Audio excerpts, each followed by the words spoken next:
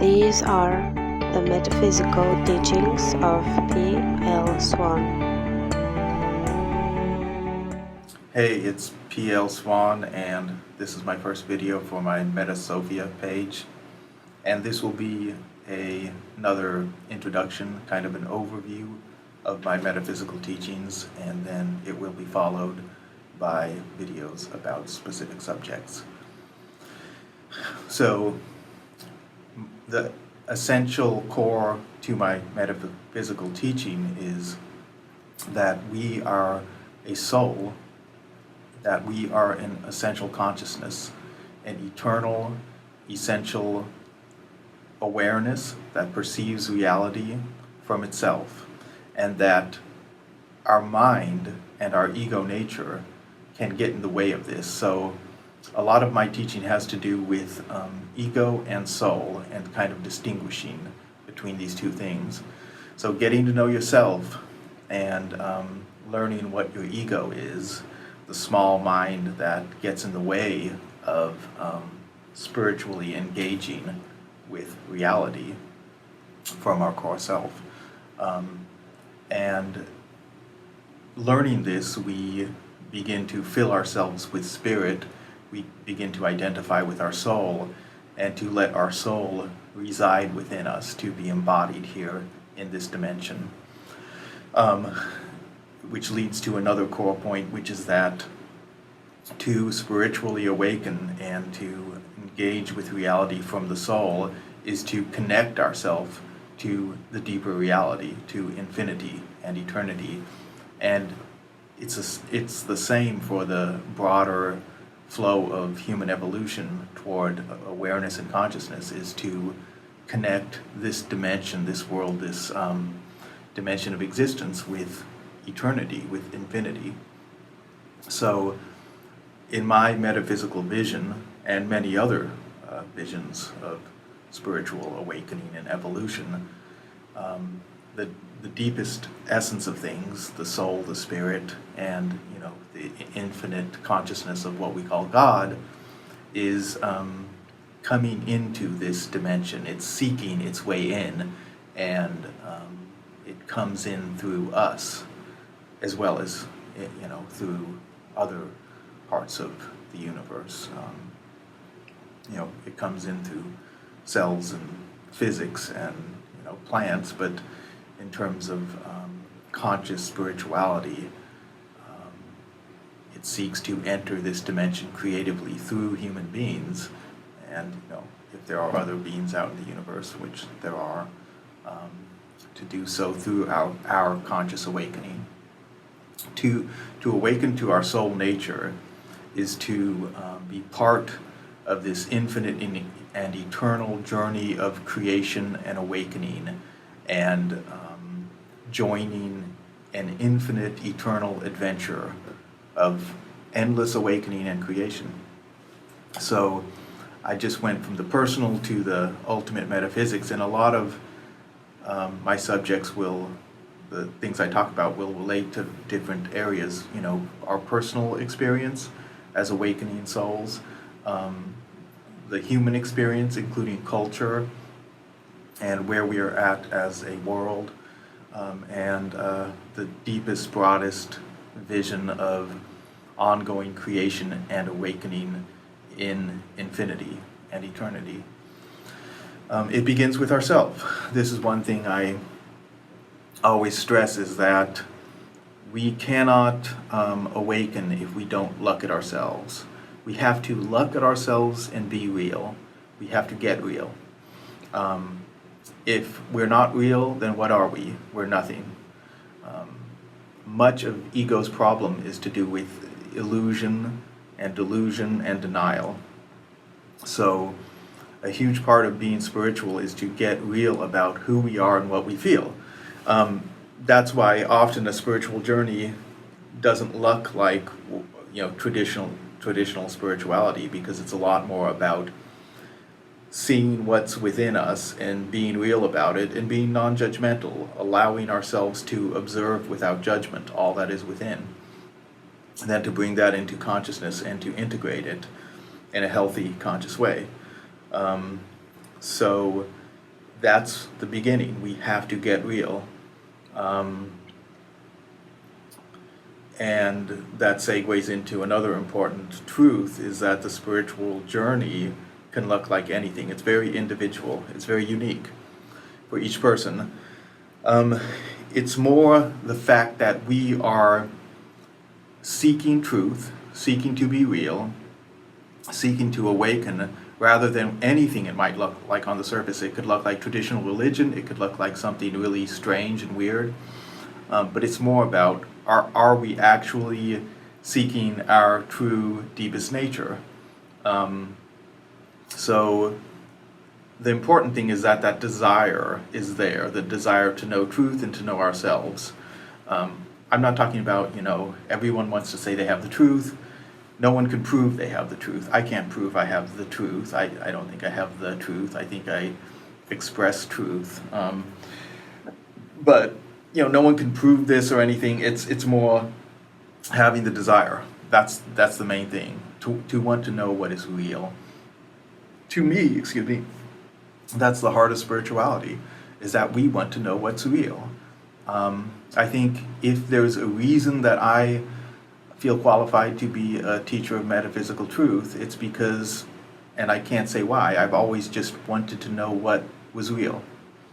It didn't matter to me what it looked like, what I looked like to others, what others looked like, because something in me has always known that if it's not real, it's going to go away. Every illusion is going to be wiped away in the course of time. And so if you are not seeking what's real, then your seeking is pointless. So we should find that desire for what's real, which is grounded in our soul, and we should seek it in every way we can, questioning all things until we come to truths which are, stand the test of questioning. Truth, and someone seeking truth, is not afraid of being questioned, because what's real is real. That doesn't change, and questioning ultimately only reveals that. And this leads into another thing I'll talk about pretty often, is qualities of ego and qualities of soul. The ego is the small, blind mind, the little blind instinctual perceptual tool that comes into being within this specific physical dimension. On its own, it's blind to spiritual truth, to the greater reality. It's very insecure, it's very small, it's very blind. It is not bad, it's a tool for the spirit, or should be, but in control it becomes this little monster that is just very insecure and is always wanting to gain control, domination, to demonize whatever's different than itself. When you look at the human condition, you can easily, once you're aware of this, you can easily see where ego is at play. Because if you imagine, the soul is eternal, the soul is essential, and the soul is real in the deepest sense of the word. So the soul is not insecure in that way. The soul wants what is real. Whatever is different is good, because the soul has a longing for infinity, which requires infinite variation. And so the soul isn't seeking to control and dominate and make what's different lesser. But the ego, whatever is different, has to be less than itself, because it's insecure. It doesn't want infinite variation, because then it's infinitely small. And so the ego, all the negative traits we see, the truly negative traits, those come from ego. Hating others for being different, being intolerant of different opinions, subjugating others, enslaving others, destroying those that we fear, might diminish our power. That just the deep, deep insecurity. As we get to know our deeper nature, we'll recognize these patterns in ourselves, and we will be able to transcend that just really insecure, really defensive, really angry, really hateful part of our mind, which never helps to reveal real truth. In our world today, segueing into cultural conditions, we see so much of this ego level fighting between various camps and various views and ideals. And even when people are in the right on a surface level, they are part of the problem because they're only propagating enmity and opposition and anger and hate and fear and war. War. It's just about fighting. If you're trying to create change, fighting for change at an ego level, you are fighting in a way that's not going to create real transcendent solutions. I love to quote Einstein where he said, you cannot solve a problem at the same level of consciousness at which it was created. And that's what a lot of what we see today is about. It's people at this level of ego consciousness trying to solve the problems of ego. Because those problems, we can point out a particular problem, like, say, past problems like, slavery, or a modern problem like global monopolies, which hoard all the wealth and keep other people in extreme poverty, or just, various lesser problems within civics and politics and culture. And those are ego problems. Those are problems of the ego being in control. And the ego in control is like a little black hole that is never secure and never satisfied and just sucks everything into itself. And so through history, we've always seen the ego, acting as this sort of like black hole little monster and fucking shit up and throwing stuff off balance. And that's problems of ego. And so even if you're in the, quote unquote, I love to make these little quotes, on the right side, if you're acting from a place of ego, you're not really going to be creating the framework and the groundwork to actually move humanity forward in healing and into higher awareness. Because the ego, on its own, cut off from the spirit, is like a little monster. I actually have a term for that, which I just call it ego monster. That's the ego at its worst. The ego at its worst is a little monster. And you see this in people where they might seem like a nice person, but you say the wrong thing or something goes down in a certain way and suddenly they're just hateful and cold, and it goes night and day. Suddenly you're the enemy. You can see this in a marriage where it really seems loving and then it goes bad, and they go from loving, apparently loving, to just hating each other and sometimes quite literally wanting to fucking kill each other. So that's the ego. That's the ego monster. You see it in crowds. They talk about mob mentality where people just turn and caught up in a moment of, crowd rage or something, they just become monsters and literally kill someone. And you see this on all sides of political spectrums, all cultural ideals. So if we want to create a better world, and here I'll continue talking about culture a little bit, we have to challenge our own ego, and we have to be humble enough to see that we have an ego. We have a blind, insecure side to us that if we are not aware of it, then it can turn us into a little monster that can be extremely destructive. It does not matter what you believe. It does not matter what side we're fighting on. If we are not working for transcendence and something higher, then we can become this little monster. The truth is that we won't create a better world until we work toward that better world in a different way. There's a difference between judgment and discernment. I like to talk about how we have to stop judging people for where they're at, even people who are doing harm. We must discern where harm is being done, and we should discern where change is needed. But when we judge in this condemning way, where we think we stand above others because they're, bad, in whatever way, it could be a moral judgment or like a secular judgment that they're, hateful or something.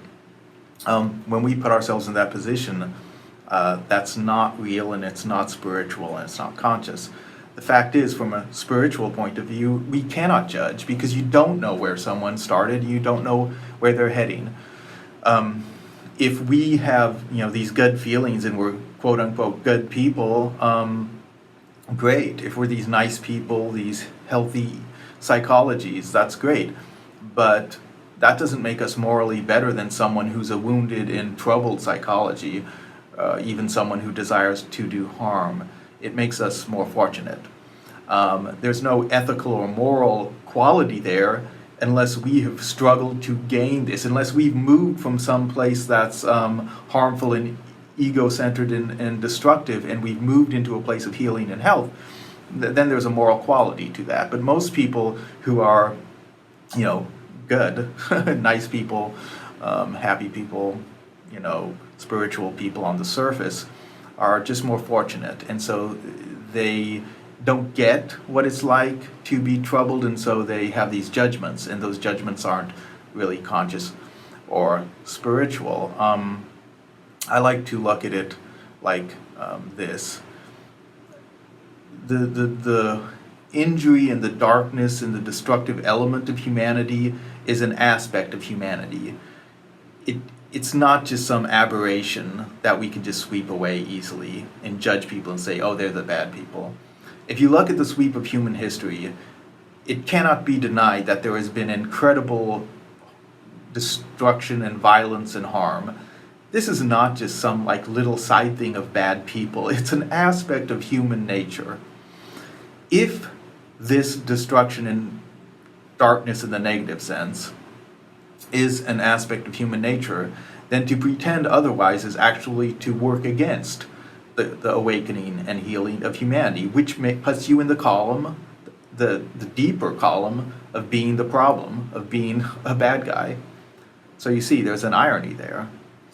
The person who is fortunate enough to have a healthy psychology and to, be a sweet person, if they are judgmental toward those who struggle and those who are destructive, if they're judgmental in an ultimate or spiritual sense, then they are denying reality, and their lack of compassion and their refusal to desire healing and goodness for these lost individuals is part of a deeper problem. And they, in their health, are more a part of the problem in their actual ignorance, their spiritual ignorance, than a lot of people who might seem destructive on the surface. See, we have to understand that we are all living in ignorance and blindness, spiritually speaking. We are unconscious. And so our negative or positive qualities are still unconscious qualities until we awaken to our deeper self and bring our soul forth into our life. So psychologically, we may be conscious and self-aware, but from a spiritual perspective, until someone looks within and examines themselves and finds their soul, they are in an unconscious state, a state of darkness. When we don't see this, we're judgmental, we're proud, we think we're good when we're just fortunate, and we're part of the deeper problem. So that brings it back, and it continually comes back to this, that we have to be willing to humbly examine our own self and begin there. We have to be willing to awaken spiritually, because if we're not doing that, then the ego is going to be in charge, and it's not going to be able to fix anything truly. Examining ourselves, I'll touch on that for a bit. There are various ways we can seek our true self. The first is just to be aware that this is something that it is good to do. We don't have to do it, but to have that moment where you go, I want something more. I want to know myself more. I feel like there's something more essential, that moment. And to begin a process of seeking our soul and what's truly real beneath the surface of things. That's really important. As we do this, as I said, that can look like many things for many people. It's a very individual thing. There are certain things I would recommend for anyone, embarking on a spiritual journey, and one is meditation. I find meditation to be very helpful in bringing us to a place where we can perceive through the noise of our mind, our human psychology, our temporal thoughts, to our deeper soul nature. I will have videos specifically about meditation, but the basic idea is that it's hard to see through our human identity when the noise of it and the immediacy of it is constantly there. So meditation is a way to try to get beyond that to some deeper essential awareness. I see it as getting in touch with our own soul rather than, quieting the mind and finding some place of void or emptiness, or even just oneness with all things. I think the oneness is there in the sense of the essential infinite consciousness that is God. But I experience that we have a individual essential consciousness, a soul, and I believe that in meditation, as we master our mind, we will come to experience our own personal deepest awareness beyond human psychology and human identity. That is our soul. It's difficult, as I'll go into more, but it's difficult because our ego mind isn't used to experiencing a self as being beyond thoughts, so it kind of projects emptiness onto this. But if we really get there, then I feel like we will experience this as a self just beyond thought and ego and psychological identity. As we do this, it will become easier to be grounded in this world as who we really are, and to express our true self in this world. That is another thing I like to talk about, how a true spiritual journey will empower us as human beings. People talk about how religion is about afterwards, what comes after, a pie in the sky when we die. But that's, false spirituality, which diminishes this experience. True spirituality actually is about being more present and more aware and more engaged in each moment. We find an essential nature beyond the limits and confines of human psychology, but that does not diminish the importance of human psychology. It actually empowers and fulfills it and fills it with greater presence and energy. Human experience is not an illusion. I don't see it as an illusion. It's just a very tiny part of something much greater. The illusion is that it's the thing, it's the big thing, it's the only thing. That's the illusion. And if you are experiencing it that way, yes, that's illusory, if that's how you say the word. Illusory. So that's the illusion. But that's because we're experiencing it sort of all out of whack. It's like, if you thought your little toe was your whole self, it's not like your little toe isn't real, but it's your little toe, and if you thought it was your whole self, that would be some really messed up illusion. You'd be kind of crazy. So that's the problem with ego experience, is that it puts, as they used to say, the old-fashioned saying, it puts the cart in front of the horse. It puts the ego as the big thing and the soul as some mystical, unreal thing, just somewhere. So that's the illusion. But human experience is real, and human experience is valuable and important. And true spirituality honors the value of this experience that we are in. It does make us more present and more appreciative of this unique experience that we are in now. It helps us to be present, it helps us to engage, but from a deeper place, a place of greater peace of greater security and love and compassion that allows us to actually live better in this life. That touches on, the qualities of ego and qualities of soul. The soul is not insecure like the ego, and it's much more compassionate, much more compassionate. I mean, you could almost say like the identity of soul is to just desire all things as they truly are, and you could call that love.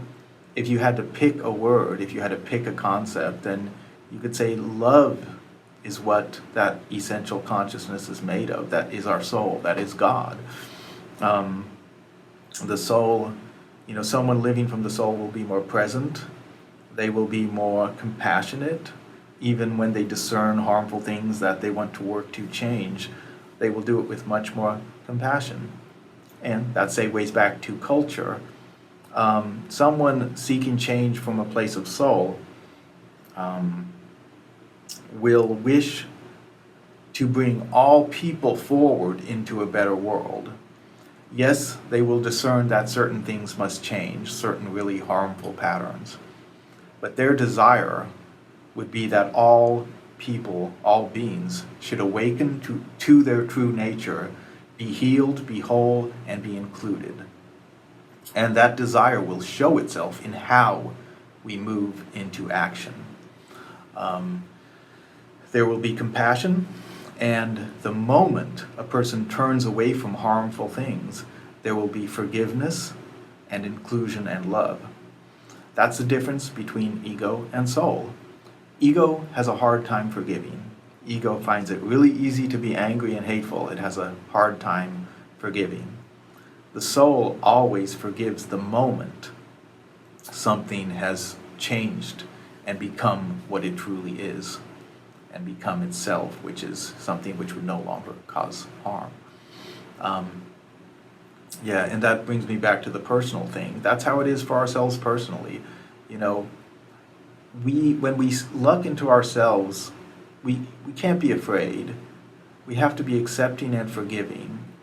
We want to be conscious, because as we look into ourselves, and we might have desires which, if fulfilled, would hurt someone else or hurt ourselves.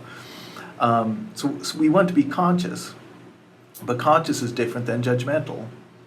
And the moment we find, say, a really, twisted desire, and we look for its source and we bring it into consciousness and integrate it in this healthy way, then there's no judgment. There's no judgment in the beginning. There's just consciousness. Consciousness, that's true spirituality rather than, false morality. Consciousness takes the place of judgment. Consciousness is what will make us good people in, a surface way. Consciousness, awareness of the true nature of existence. And that will segue right into ultimate reality. One thing a phrase I like to use is the geometry of life. Like the sacred geometry to life. The reason that, we have concepts of morality is because instinctively we know that there's a certain shape to existence, that if we want life, we must behave in a certain way. And I like to say the geometry of life is the shape of relationship. Why is that? Because in our essential nature, and this applies to human reality as well, but in our essential nature, we are a unique individual perspective on reality. We are a point of experience and awareness. So if you think of a little glowing ball in an infinite reality, infinite colors, this little glowing ball, that is a soul, is infinitely small and isolated other than where it is connected to what lies beyond itself. So relationship, the connection to that which is other than ourself, the authentic relationship to that which is other than ourself, is the path to life, to infinity, to eternity. It's that relationship. When we are truly bad, when we are destructive and selfish and cut off from what's real and cut off from others and make ourselves bigger and enslave and all of these things, What is that? That's a breakdown of true, authentic relationship. It's a breakdown of the essential equality of all souls and all beings. That cuts us off from relationship, it cuts us off from life. It makes us infinitely small and isolated. This, beyond human experience, is the path to what is truly hell. And the other direction is the path to heaven. True heaven, infinite life, eternal life. To cut ourselves off from true relationship and reality as it is to descend into an existential madness and isolation and darkness that is the true hell. To know our own true nature and to connect out from ourself in loving and authentic relationship to the other is the path to infinite doors into infinite relationship that is the way to eternal life and eternal growth, awakening, eternal life. So there's these directions we can move in, and in our human life we have a choice to move in these directions, even if it's at a much smaller scale. I like to look at morality and spirituality in terms of directions. Sometimes we might seem lost, but really it's about the direction we're moving in. Are we moving toward more authentic self-awareness? Are we moving toward being real about who we really are? And then are we moving toward seeking to engage authentically with others, to treat others as equal? We can be, injured and messed up and all these things, but if we are moving in that direction, then we are moving toward life. If we are moving away from that, then it doesn't matter if we were born with a lot of, good things, if we, were granted a great family, a loving family, we have a healthy psychology, we're, fit and, we practice yoga or go to church or make a lot of money or, just are having a good life and not quote unquote hurting anyone. If we're selfish and we're judgmental and we're cutting ourselves off from the authentic essence within others and the authentic, humble, aware, compassionate essence within ourselves, then we are moving away from life. This touches again on why we can't judge anyone. We just have to get to know someone. You can discern where you truly get to know someone, but it takes that. It takes really engaging to know where someone is at, where they can come from, where they are going, that kind of thing. And so, I guess you could say that a big part of spirituality is how we relate to others, beginning with, of course, knowing ourselves. But then, how do we relate with others? We don't have to be nice on a surface thing. That's not the point. We have to be deeply compassionate and real. It's not about a surface thing. Like, you can get mad, you can be grumpy, you can be whatever. It's sort of, I put it this way, it's not how we behave in a moment, it's sort of our step back attitude. So you might get really angry with someone, you might even hate someone who's doing harm, but that step back attitude, when you step back and you look at things from your deeper awareness, that will determine how conscious you are. It will show, how spiritual you are if you, in that step back place, removed, where you're engaging with what has occurred from a conscious perspective, are you then forgiving? Are you then compassionate? Are you then loving? It's not a surface thing. It's not about our personality, but it is about how we engage with others overall. And we must engage with compassion. There's just not enough compassion and true, deeper love in the world. That's just a cliche because it's so true. Excuse me. A lot of people are hurting a lot, including some people who are in power, maybe doing harm.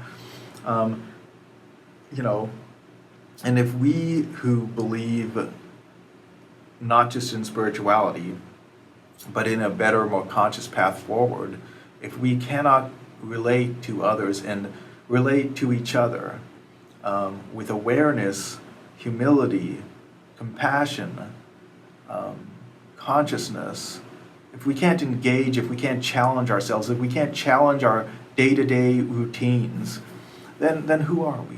What are we doing? You know, it's okay to sit on a mountain. You know, like some people, their thing is sort of to cultivate that inner awareness and perhaps to offer some teaching about that. But most of us aren't sit on a mountain types. And some of us who are seeking genuine spiritual awareness are still not sit on a mountain types, you know. We want to engage. I personally want to engage with others. I want to engage with the world that I'm in. My spirituality and my awareness in what I call lucidity makes me want to be more present and more engaged. Let me briefly talk about that word lucidity, because it's a word I'll use for spiritual awareness. I use the word lucidity because it's not the same as enlightenment. I'm not an enlightened person. You know, I'm still human and I'm still spiritually unconscious to, you know, a really big degree. But I do feel like I've achieved a certain lucidity in terms of my perception of reality and myself that allows me to be a teacher of metaphysical truth. I use lucidity because it's like dreaming, lucid dreaming, right? When you're in a dream and you don't know it's a dream, you're just wandering in this strange reality and it's just what it is. You really don't have any control or at all. When you're lucid dreaming, you are still dreaming. The truth of lucid dreaming is that it doesn't wake you up. You just become aware that you're dreaming. And being aware that you're dreaming really changes things. It changes that dream a lot. It's a totally different kind of dreaming. It's much more like real awareness, awakened consciousness, than just normal sleep.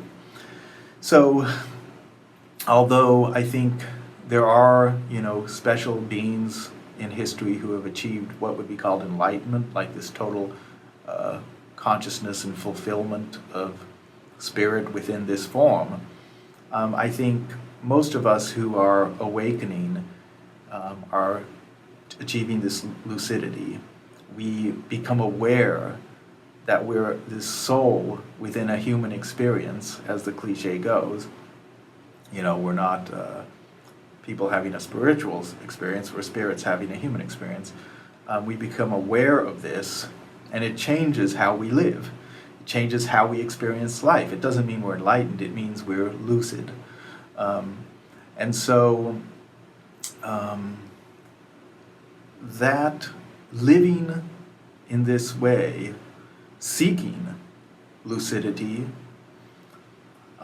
that's something that can change our world. It begins with ourself and changing our identity, finding a soul identity. But then it does also change our relationships, and it can change our world. It's good to desire that. We are creative beings. Our souls are by nature creative. We're not just meant to be creative individually, but we're meant to be creative culturally. You know, I believe the way we create, you know, culture in the world around us, the way we shape it, is natural and good. Whether it's art or technology, transportation, you know, of course there's limits to how we do it, and doing it in ignorance, we mess a lot of shit up. But the essential creative drive, I think, is solely good. It's truly good. And there's a desire for that. In spiritual awakening, we don't lose our desire for life.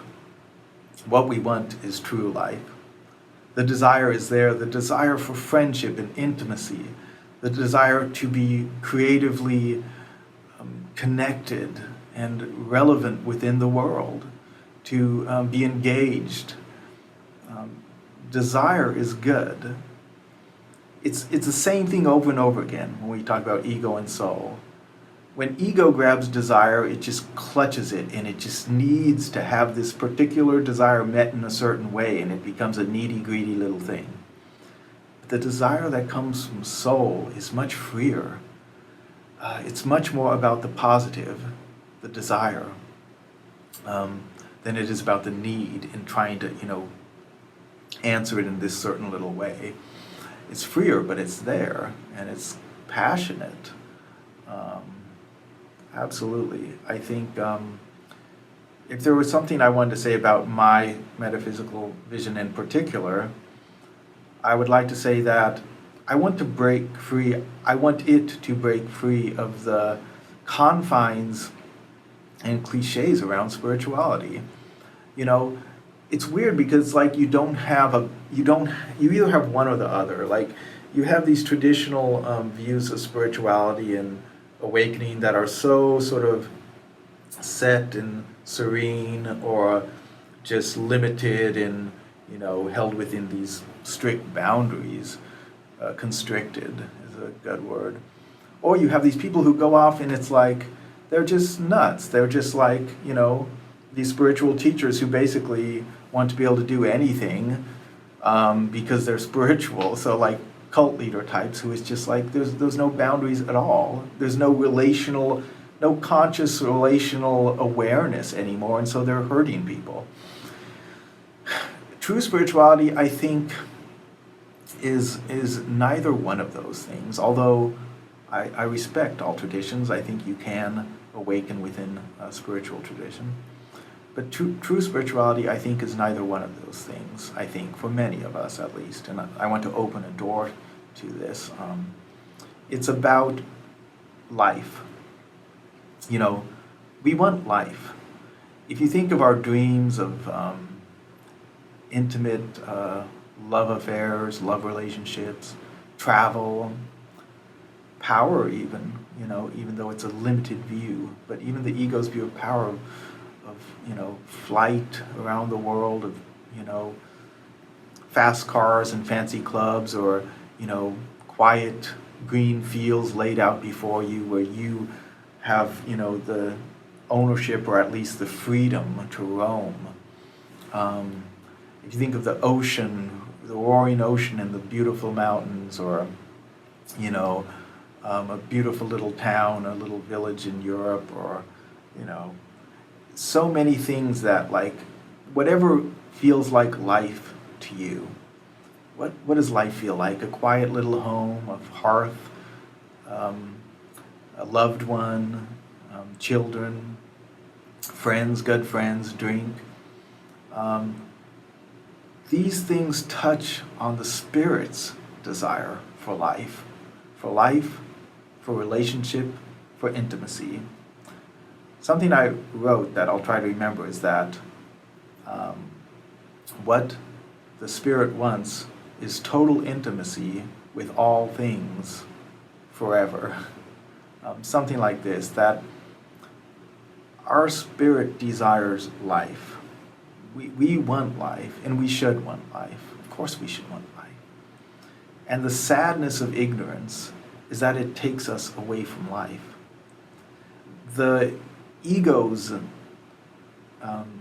way of seeking life is isolating and destructive, ultimately. The ego monster, ego cut off from spirit. And that's why it's so sad, because we're looking for life in a way that's actually cutting us off from life. The soul's way of seeking life doesn't always give us immediate gratification, although sometimes we can get that. But it's building something deeper. But it is about life. It's about relationship and intimacy and power, freedom, that can imbue us as human beings with more power, true power. Spirituality is about life. I guess that's what I want to say. That's the balance. You want life, you should want life. You want freedom, you should want freedom. You want what's real, you should want what's real, because if it's not real, it's nothing. have that spark of desire. That's what we got to find, is that spark of desire. Where we just have that moment, glimpsing it, that we want what's real. The rest of it doesn't fucking matter. Why would it matter? It's not real.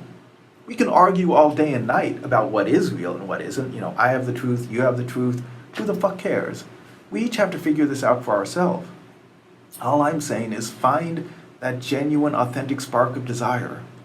Don't want to look like you have the truth. Don't want that anymore. Stop wanting that. It doesn't matter if you look like you have the truth. The point is to never lose that desire for what's truly real, to have that spark of consciousness that only what is truly real will ultimately last. And only what is truly real in you will ultimately go on. That's what we need to desire. That's what we need to find. And when we find this, then we can engage freely with concepts, with ideas, with our own selves. We can become authentic, we can become free, we can become powerful. So that's a good place to end this introductory talk, because it circles back around to that beginning with ourself. Beginning with ourself, we have to find in ourself, apart from what anyone else sees or what we tell anyone else, we have to have in our own heart the desire for what's actually real. The desire to actually seek and find our own true nature, which is our soul. That's what we need. That's where it begins. My talks, touching on meditation, broader spiritual concepts, culture, social change, and many other things, I hope can help certain people who are seeking truth. But without that spark of true desire to know, then no message, can really have an effect. The sad truth is that most people aren't actually looking for truth. They're looking to, just strengthen what they already believe. It's sort of another, mark of ego, is that we're just trying to find things which, feed into our views as they already exist.